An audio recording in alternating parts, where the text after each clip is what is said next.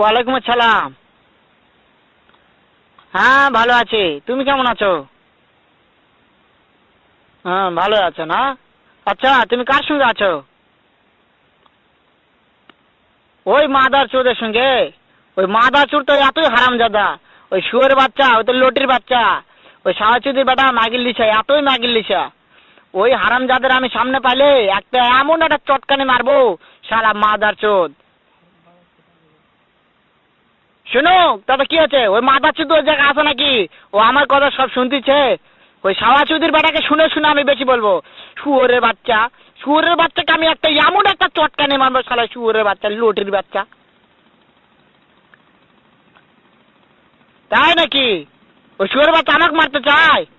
শুয়োরের বাচ্চাকে আমি দেখা সাক্ষাৎ হলে বলে শুয়োরের বাচ্চাকে আমি এমন চটকানি মারবো, মাদার চোদ। আমি থামা, আমি